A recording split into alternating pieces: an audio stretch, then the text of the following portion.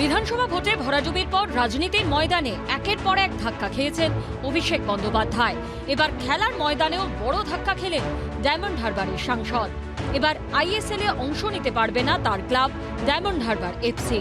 গত মরশুমে I league champion হয়ে আইএসএল এ খেলার যোগ্যতা অর্জন করেছিল অভিষেক বন্দ্যোপাধ্যায়ের ক্লাব, কিন্তু নির্ধারিত সময়ের মধ্যে আইএসএল এ খেলার এন্ট্রি ফি দিতে ব্যর্থ হয়েছে ক্লাব কর্তৃপক্ষ। দ্বিতীয় কিস্তির টাকা মেটানোর জন্য ডায়মন্ড হারবার এফসিকে 19শে আগস্টের ডেডলাইন বেঁধে দিয়েছিল অল ইন্ডিয়া ফুটবল ফেডারেশন। নির্ধারিত সময়ের মধ্যে দ্বিতীয় কিস্তির সেই 55 লক্ষ টাকা দিতে পারেনি ডায়মন্ড হারবার এফসি। চলতি ডুরান্ড কাপ থেকে বাদ পড়েছে অভিষেক বন্দ্যোপাধ্যায়ের ডায়মন্ড হারবার এফসি। কলকাতা লিগেও তারা খেলতে পারছে না। বাকি ছিল আইএসএল, সেখানেও খেলার সুযোগ পাচ্ছে না তারা। সূত্রের খবর, কিস্তির টাকা জমা দেওয়ার জন্য অল ইন্ডিয়া ফুটবল ফেডারেশনের কাছে ফের সময় চাইতে পারে ডায়মন্ড হারবার এফসি।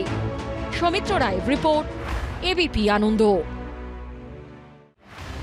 জনগণনার কাজে শিক্ষকদের নিয়োগ করার কি দরকার? বিধানসভার কর্মীদের কেন নিয়োগ করা হচ্ছে না?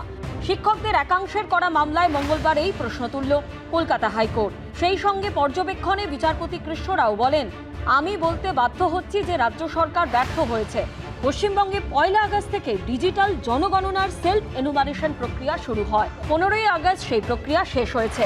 এবার দ্বিতীয় ধাপে বাড়ি বাড়ি গিয়ে জনগণনার কাজ শুরু হবে। ইতিমধ্যে সেই প্রক্রিয়া শুরু হয়েছে, কিন্তু গন্ডগোল বেঁধেছে এই কাজে শিক্ষকদের নিয়োগ করা নিয়ে। 3রা আগস্ট রাজ্যের স্কুল শিক্ষা দপ্তর বিজ্ঞপ্তি দিয়ে জানিয়ে দেয়, পঠন পাঠন ব্যাহত না করে প্রয়োজনে স্কুলের সময়ের বাইরে জনগণনার কাজ করতে হবে শিক্ষকদের। আর এখানেই আপত্তি জানান শিক্ষকদের একাংশ। তাদের দাবি, জনগণনার কাজকে অন ডিউটি ধরতে হবে। এই নিয়ে মামলা গড়ায় আদালতে। মঙ্গলবার বিচারপতি কৃষ্ণ রাওয়ের এজলাসে এই মামলার দ্বিতীয় শুনানি ছিল। সেখানে রাজ্য সরকারের উদ্দেশ্যে একের পর এক প্রশ্ন ছুড়ে দেন বিচারপতি।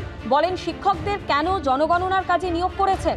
বিচারপতি বলেন, শিক্ষার অগ্রাধিকার আইনের উপর আপনারা যখন এত জোর দিচ্ছেন, তখন শিক্ষকদের নিয়োগ করার কি দরকার? বিধানসভার কর্মীদের কেন নিয়োগ করছেন না?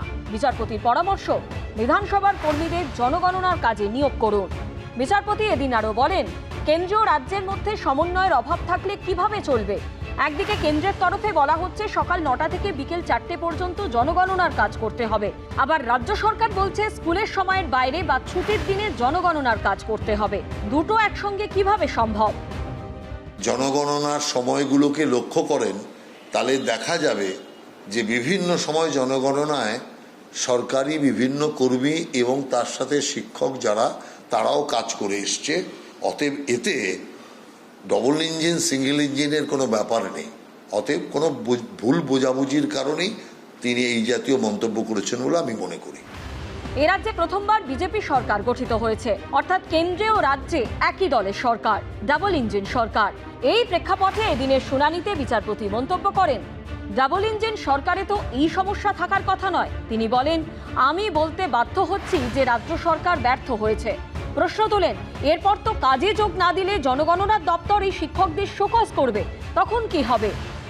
জনগণনার কাজেও একটা কাজ করতে গিয়ে এই থমকে পড়ছে সরকার। আজকে হাইকোর্টে অর্ডার দিয়েছে, শিক্ষকরা স্কুলে পড়াবে না তারা গিয়ে সেন্সাসের কাজ করবে। সমস্ত কাজ যা হাতে কাজ দিচ্ছে সব কাজই ব্যর্থ হচ্ছে। 100 দিনের মধ্যেই যদি সরকারের এই হাল হয়, তাহলে আগামী দিন কি সরকারের, বিজেপি সরকারের কি হাল হতে চলেছে এটাই দেখছে। আর ডবল ইঞ্জিনের যে ফাঁকা আওয়াজ দিয়েছিল, যে ফাঁকা যে কোনো কাজের কাজ নয়, সেটা বারবার প্রমাণ হচ্ছে। বুধবার ফের এই মামলার শুনানি হবে। সৌভিক মজুমদারের রিপোর্ট, এবিপি আনন্দ, কলকাতা। এবিপি আনন্দ, এগিয়ে থাকে, এগিয়ে রাখে।